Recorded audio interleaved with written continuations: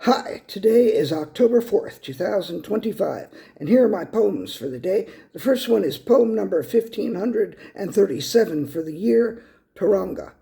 Tauranga sounds like a kind of fabric, like Naugahyde or polyester, or like a chemical equation, polypeptides and covalent bonds, or like an alchemical wedding or of Christian Rosenkreutz and Gina Lolabrickida, whose food I diggida, in the modern Stone Age, where everything seems almost as automated as it is on the Jetsons.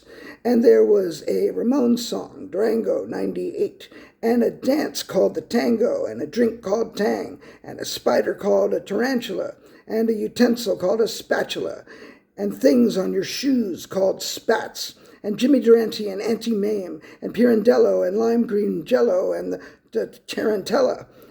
All these things and many more things I am reminded of when I am reminded of Tauranga.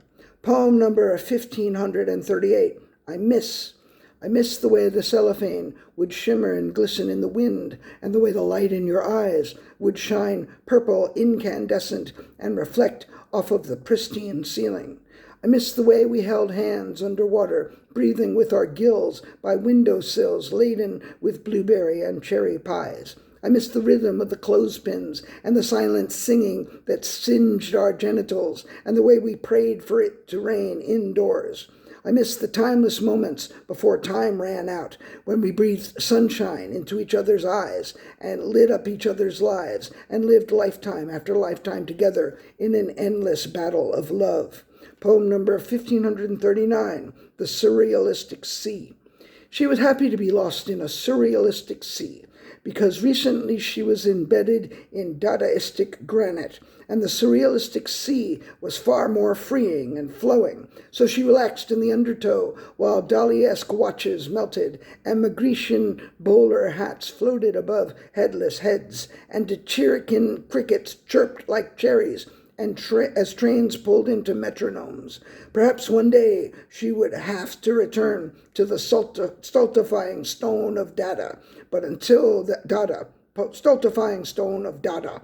But until that time she would keep swimming, until meaning loses all meaning. Poem number 1540, Dada Surrealism. Salvador visited Bali and studied gamelan. Marcel Duchamp got a leg cramp while trying to uproot a dandelion. De Chirico was a merry old soul who liked to light fires by the side of the road. Dada, surrealism, Italian neorealism, handheld devices in airplane mode. Poem number 1541, The Wrong Tree. He barked up the wrong tree when he came to visit me, but he did it with such artistry that all is forgiven. She made all of her parents proud by storing her essence in the cloud, where everything that isn't allowed is forbidden. Poem number 1542, Satisfied.